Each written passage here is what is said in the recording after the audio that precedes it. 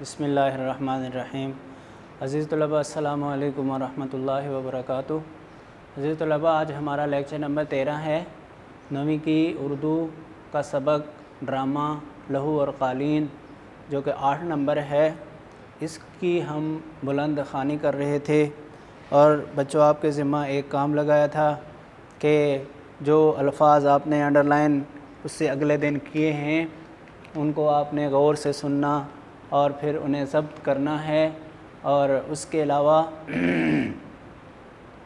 Reading آپ نے بلند خوانی آپ نے کئی دفعہ کرنی ہے، تاکہ جب سبق کا اختتام ہو تو اس وقت پورے سبق کا خلاصہ آپ کے ذہن میں آ سکے۔ آسان کام یہی ہوتا ہے۔ تو یہاں تک ہم نے پڑھ لیا تھا کہ اختر اور تجمل کی گفتگو چل رہی تھی۔ اختر جانے پہ مصر تھا اور تجمل اسے روکنے میں، تو ہوتے کرتے بالآخر بات تلخی تک پہنچ گئی، اور اختر بھونچکا ہو کر توہین کیسی؟ تو یعنی اس نے تجمل نے کہا تھا نا کہ یہ میری توہین ہے کہ میں تمہیں یہاں سے جانے دوں، کیونکہ لوگوں کے ہاں یہی ذہن ہے کہ ایک سرمایہ دار آدمی ہے اور اس نے ایک صاحب فن آدمی کو اپنے ہاں رکھا اور پھر وہ اس سے چلا گیا، تو اس کا مطلب یہ ہوا کہ کوئی مسئلہ ضرور ہے، اس میں وہ اپنی توہین سمجھتے ہیں یہ کہہ کر۔ تو اختر پاگلوں کی طرح، یعنی دماغ اس کو اتنا غصہ آیا گویا وہ پاگلوں کی طرح ہو گیا، وہ چکا ہو کر توہین کیسی؟ تجمل اتنی موٹی سی بات بھی نہیں سمجھ سکتے؟ اختر صاف کیوں نہیں کہہ دیتے کہ آپ نے مجھے خرید لیا ہے اور اب میں آپ کے رحم و کرم پر ہوں؟ آپ نے مجھے خرید لیا ہے اور اب میں آپ کے رحم و کرم پر ہوں۔ تجمل یہ بات نہیں ہے۔ اختر ملائمت سے ذرا نرم لہجہ اختیار کر کے غور کرو، کتنی عجیب حالت ہوگی میری۔ میں نے فردن کئی دوستوں کو چائے کی دعوت دے دی ہے، وہ ضرور شام کو آئیں گے۔ فردن اکیلے۔ اختر میرے جانے یا نہ جانے سے اس دعوت پر کیا اثر پڑ سکتا ہے؟ تجمل میں سمجھتا ہوں نا فرق پڑتا ہے۔ اب اس پاگل پن کو چھوڑو اور اطمینان کے ساتھ بیٹھ جاؤ۔ اختر آپ مجھے اس طرح روک نہیں سکتے۔ تجمل روک نہیں سکتے؟ خوب، دیکھیں بچوں، روک نہیں سکتے، اس کے بعد بھی ندائیہ، خوب، اس کے بعد بھی ندائیہ، یعنی دونوں باتوں میں دوسرے کو جھنجھوڑنا اور مخاطب کرنا مقصود ہے۔ روک نہیں سکتے؟ خوب، جس شخص کو میں اپنا سمجھ رہا ہوں اس پر مجھے اتنا حق بھی نہیں ہے کہ اسے کسی پاگل پن سے روک سکوں۔ آج تم اتنی بلندیوں پر پہنچ گئے ہو، اس لیے جانا چاہتے ہو۔ تمہیں اس بات کا احساس نہیں کہ تمہیں ان بلندیوں تک پہنچانے میں نے بھی کچھ حصہ لیا ہے۔ گویا کہ اب اپنا احسان جتلا رہا ہے، وہ جو اس کے اندر بات تھی۔ اختر کہتا ہے کہ آپ اصرار کرتے ہیں تو سنیے۔ جس اختر کو آپ تنگ و تاریک کوٹلی سے نکال کر اپنے محل میں لائے تھے، وہ مصور اختر مر چکا، اور جو شخص آپ کے سامنے کھڑا ہے اور جس کے لیے یہ شاندار اسٹوڈیو بنایا گیا ہے، وہ اس کی چلتی پھرتی لاش ہے۔ گویا کہنے کا اس کا مطلب یہ ہے کہ جن جذبات کے ساتھ اور جن صلاحیتوں کے ساتھ وہ اختر آیا تھا، وہ اس کے اندر وہ نہیں ہے۔ تجمل معلوم ہوتا ہے دورہ بہت شدید ہے، مجھے ڈاکٹر کو فون کرنا چاہیے۔ تجمل جانے لگتا ہے، اختر اس کے سامنے کھڑا ہو جاتا ہے۔ اختر لہجے میں کسی قدر تحکم حکم والا لہجہ اب اختیار کر لیا۔ پہلے تو ملازمہ والا تھا، لیکن اب اس طرح کا نہیں رہا۔ ٹھہریے اور سب کچھ سن کر جائیے، میں نے اپنی زندگی کی سب سے بڑی حقیقت بیان کر دی ہے۔ تجمل یہ سب سے بڑی حقیقت ہے یا نہیں، اس کا فیصلہ ڈاکٹر کو کرنا چاہیے۔ اختر آپ ابھی تک اسے ایک مذاق سمجھ رہے ہیں، حالانکہ میں بالکل نارمل ہوں۔ مذاق سمجھ رہے ہیں، یہ مزاح بھی ہوتا ہے، لفظ مذاق بھی ہوتا ہے، تو مذاق سمجھ رہے ہیں، میں بالکل نارمل ہوں۔ ابھی تک آپ تصویر کا ایک ہی رخ دیکھ رہے ہیں، اور اب اس کا دوسرا رخ دیکھیے جو اتنا بھیانک اور اتنا خوفناک ہے کہ آپ کے تصورات کا شیش محل ابھی زمین بوس ہو جائے گا۔ بھیانک اور خوفناک دونوں مترادف لفظ ہیں، اور شیش محل شیشے کا بنا ہوا محل، تصورات کا شیش محل تصورات کا بنا ہوا شیشے کا محل زمین بوس ہو جائے گا، ٹوٹ جائے گا۔ گزشتہ 1.5 برس میں جتنی تصویریں میرے نام کے ساتھ اس شاندار محل سے باہر گئی ہیں، ان میں سے ایک بھی میری نہیں۔ گزشتہ 1.5 سال میں، یعنی 1.5 سال سے پہلے جو بناتا رہا وہ تو میں بناتا رہا، لیکن 1.5 سال سے جو تصویریں جا رہی ہیں وہ میری نہیں تھی۔ وہ آپ جانتے ہیں کس تھی؟ نیازی کی، میں نے آپ کو پہلے بتایا تھا، اس کے بارے میں آپ بتا رہا ہے۔ تجمل، اختر کو گھورتے ہوئے معاملہ اتنی دور تک جا پہنچے گا، مجھے اس کا وہم و گمان بھی نہیں تھا۔ اختر میرا مشورہ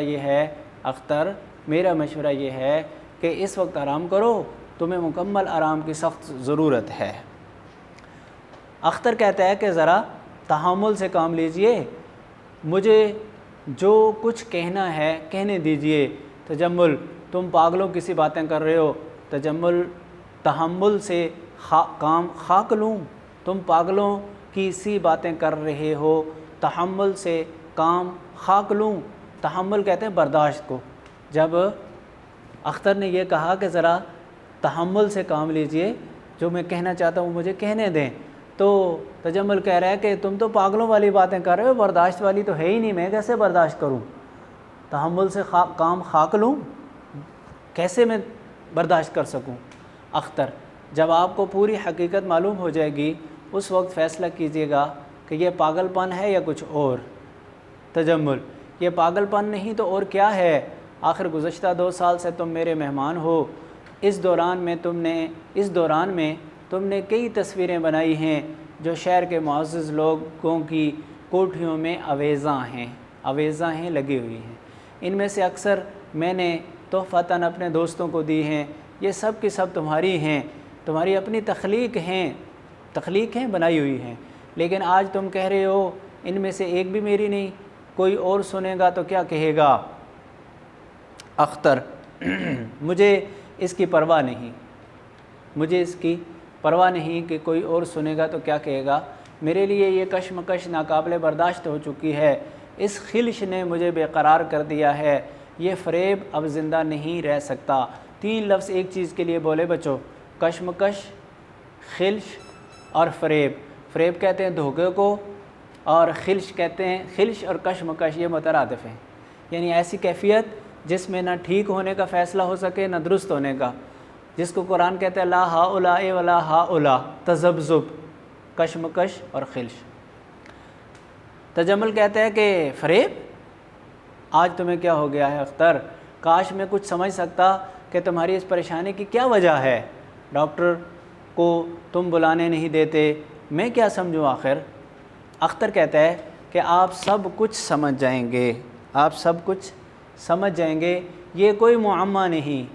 بھائی بچو، اس کو اردو والے معمہ پڑھتے ہیں، معمہ لفظ غلط ہے، یہ معمہ ہے، لفظ معمہ۔ آپ سب کچھ سمجھ جائیں گے، یہ کوئی معمہ نہیں۔ معمہ بڑے اور مشکل کام کو کہتے ہیں۔ سنیے، جیسا کہ آپ جانتے ہیں، آج سے 2 سال پہلے میں ایک تنگ و تاریک گلی کے خستہ اور بدنما مکان میں رہتا تھا۔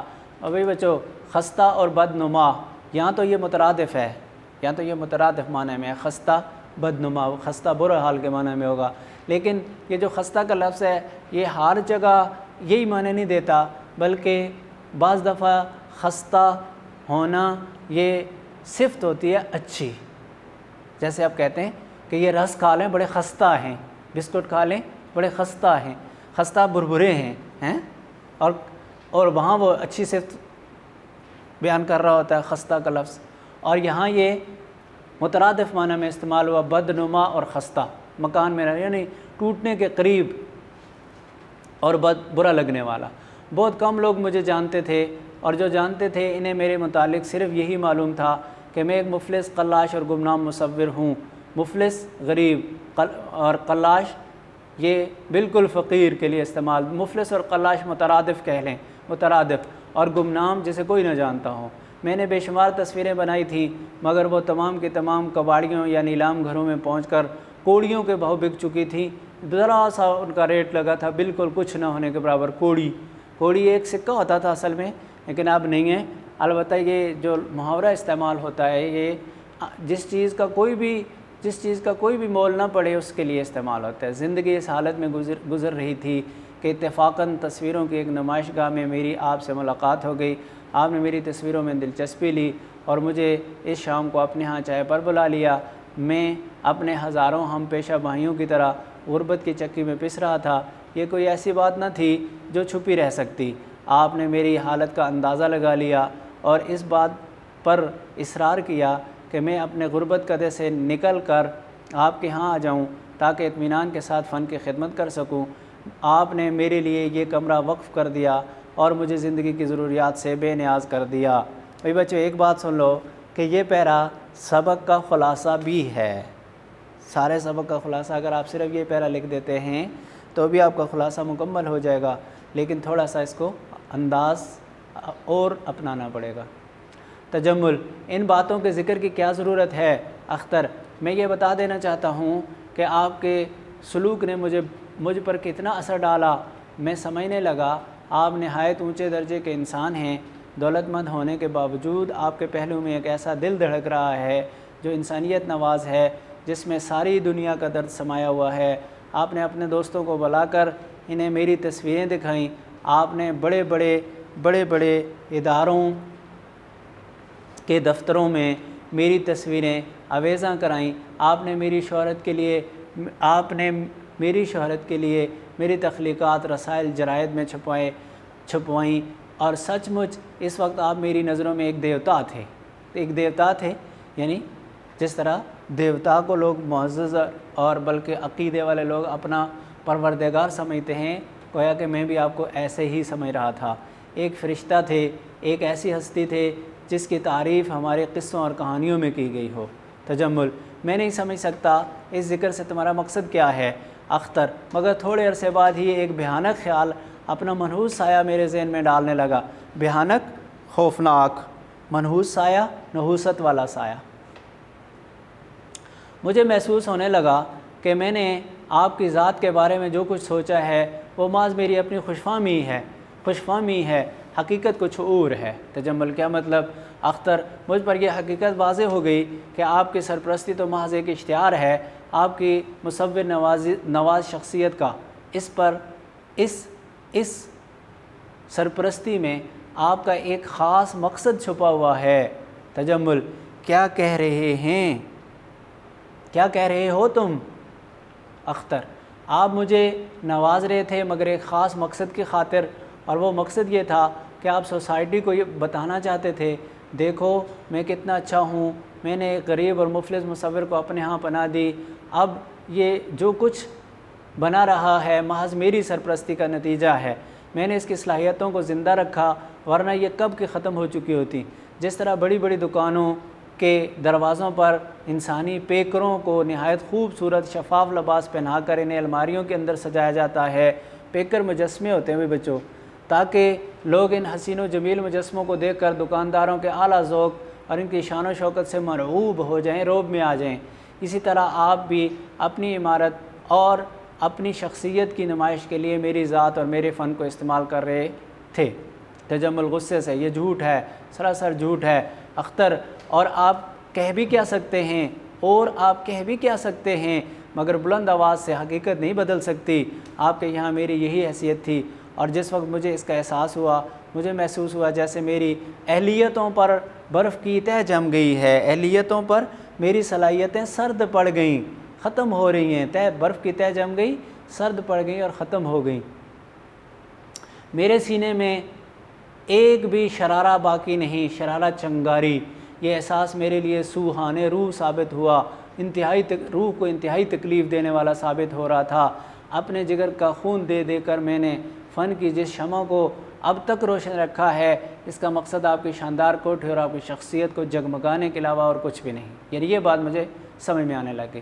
ایک فنکار یہ کبھی برداشت نہیں کر سکتا کہ اس کا فن اپنا اصلی جوہر کھو کر کسی کے لیے محض ایک ذریعہ شہرت بن کر رہ جائے۔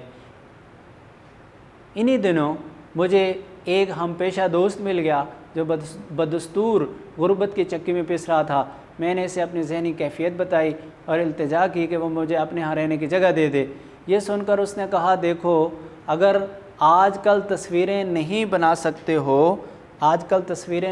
سکتے ہو تو کوئی حرج کی بات نہیں، تمہارے لیے میں تصویریں بناتا رہوں گا، تم مجھے اپنے پیسے دے دیا کرو، تو اتنے پیسے دے دیا کرو کہ میں اور میرا خاندان عزت و آبرو کے ساتھ زندہ رہ سکیں۔ یہ تجویز میرے لیے قابل برداشت تھی، مگر اس کا اصرار کم نہیں ہوتا تھا۔ اس طرح وہ کھیل شروع ہو گیا جو دنیا کا سب سے گندا اور ذلیل کھیل ہے۔ مجھے یہاں روپے حاصل کرنے میں کوئی دقت پیش نہیں آتی تھی، یہ روپے میں اسے دے دیتا اور وہ مجھے اپنی تصویریں۔ تجمل، ان تصویروں کو تم اب ڈیش ڈال دیا کیونکہ وہ ساری بات پیچھے ہو چکی کہ ان تصویروں کو پھر تم مجھے دیتے تھے، میں تمہاری کہہ کر ان کو لوگوں کو تحفے دیتا، فلاں ہوتا، یہ ہوتا۔ اختر، اپنی تخلیق بنا کر پیش کر دیتا تھا، سیدھی ایک ہی بات کرو۔ یعنی تجمل نے جو بات کی کہ ان تصویروں کو جو نیازی کی بنی ہوئی تھیں تو تم اپنی تصویریں بنا کر مجھے دیتے؟ کہتا ہاں ایسا ہی تھا، اپنی تخلیق بنا کر پیش کر دیتا۔ تجمل کہتا ہے کہ تجمل اس انداز سے اختر کو دیکھتا ہے جیسے ان الفاظ سے اسے دھچکا سا لگا ہو۔ جب اختر نے یہ کہا کہ ہاں تھیں اس کی اور میں اپنی تخلیق بنا کر پیش کرتا تھا، تو اس سے اس کو تجمل کو دھچکا لگا کہ یہ اتنا بڑا دھوکہ مجھے دے رہا تھا، تم مجھے دھوکہ دیتے رہے اب تک۔ اختر، دھوکہ یا کچھ اور، بہرحال واقعہ یہ ہے کہ نیازی کو وقتاً فوقتاً سکے ملتے رہے، مجھے بنی بنائی تصویریں اور آپ کو فن کی قدر افزائی اور مصور نوازی کے لیے سوسائٹی میں عزت اور احترام۔ تجمل کہتے ہیں کہ میں کبھی سوچ بھی نہیں سکتا تھا کہ تم اتنی پست سطح پر اتر چکے، یعنی ذہنی طور اعتبار سے تمہارا ذہن اتنا پست ہو گیا، یہ تو کہتا ہے میں سوچ بھی نہیں سکتا تھا۔ اختر کہتا ہے کہ میں نے خود کبھی نہیں سوچا تھا، لیکن اس سطح پر اترنے کے لیے مجبور تھا۔ نیازی نے مجھے کئی تصویریں دی ہیں، یہ تصویریں آج آپ جیسے معزز لوگوں کے ڈرائنگ روم کی زینت ہیں۔ وہ پہلے کی طرح مفلس نہیں ہے، وہ اپنی بہن کی شادی کر چکا، اسے روٹی کپڑے کی بھی تکلیف نہیں، اب مالک مکان بھی اسے پریشان نہیں کرتا، مگر میں جانتا ہوں کہ اس کے دل کی کیا کیفیت ہے۔ اپنی اولاد کو چند سکوں کے عوض بدلے میں اپنی اولاد کو چند سکوں کے عوض دوسروں کو سونپ دینا ایک ایسا تکلیف دہ واقعہ ہے جس کا اندازہ آپ نہیں لگا سکتے۔ دیکھو بھائی بچوں، یہ اولاد کہا یعنی گویا ایک فنکار آدمی اپنے فن سے جو چیزیں بناتا ہے وہ اس کو اپنی اولاد کی طرح اس کے ساتھ ان چیزوں کے ساتھ تعلق ہوتا ہے، اس لیے اس نے کہا کہ اپنی اولاد کو چند سکوں کے عوض دوسروں کو سونپ دینا ایسا تکلیف دہ واقعہ ہے جس کا اندازہ آپ نہیں لگا سکتے۔ آج جب اس نے سنا ہوگا کہ اس کی بنائی ہوئی تصویر اول انعام کے مستحق قرار پائی ہے تو اس کی کیا حالت ہوئی ہوگی اور کیا سوچے گا۔ میں اس تصور ہی سے کانپ جاتا ہوں۔ تو گویا کہ وہ تصویر جو اختر کی بن کر وہ اول انعام کے مستحق قرار پائی تھی، کہتے ہیں کہ اس کے بارے میں اسے جب پتہ چلا ہوگا تو اس پر کیا گزری ہوگی کہ تصویر تو میں نے بنائی اور چند پیسوں کے عوض اس کو لے کے کون گیا اور پھر نام کون کما رہا ہے۔ کہتے ہیں اس سے اس کو بڑی تکلیف ہوئی ہوگی۔ تجمل، تو اب تم نے ہمیں دھوکے میں رکھا، اپنی نالائکی چھپاتے رہے، میں نے اتنی آسائشیں بیکار مہیا کی تھیں۔ اختر، آپ ان کی قیمت وصول کر چکے ہیں، ہمیشہ کی طرح سودے میں آپ ہی کو فائدہ ہوا۔ اس قدر فریب دینے کے بعد اپنے محسن کو جلی کٹی سناتے ہوئے تمہیں شرم نہیں آتی؟ اس قدر فریب دینے کے بعد اپنے محسن کو جلی کٹی سناتے ہوئے تمہیں شرم نہیں آتی؟ تجمل اختر کو کہہ رہا ہے کہ آپ پر احسان کرنے میں بھی میں نے کوئی کسر نہیں چھوڑی، تو گویا کہ میں آپ کا محسن ہوا۔ اب وہ کہتے ہیں کہ پھر دھوکہ بھی تو نے دیا، اور آپ دھوکہ دینے کے بعد الٹی سیدھی باتیں بھی تم کر رہے ہو، تو یہ تم کیا کر رہے ہو؟ تمہیں شرم نہیں آتی؟ اختر کہتے ہیں مجھے شرم کیوں آئے گی؟ شرم تو آپ لوگوں کو آنی چاہیے جو بلندیوں پر پہنچنے کے لیے ہزاروں انسانوں کو اپنی سیڑھی بنا لیتے ہیں اور ایک فنکار کی سرپرستی بھی کرتے ہیں تو اپنے مطلب کے لیے۔ تجمل، اپنے گریبان میں منہ ڈال کر دیکھو کہ تم کیا ہو، احسان فراموش، چور، مجرم، وہ برے بھلے کے الفاظ ہیں سارے، ڈانٹ ڈپٹ کے۔ اختر میں سب کچھ ہوں مگر تم کیا ہو یہ بھی تو کہو۔ وہ کہتا ہے کہ میں تو یہ سارا کچھ ہوں ہی، لیکن تم کیا ہو؟ تجمل کہتا ہے کہ اچھا مجھے بھی یہی کہہ رہے ہو۔ اختر کہتا ہے ہاں تم بتاؤ، خاموش کیوں ہو، بتاتے کیوں نہیں؟ دوسرے کے جرم دیکھ لیتے ہو، دوسروں کو مجرم کہتے ہو، مگر اپنے متعلق بھی کچھ بھی نہیں کہتے۔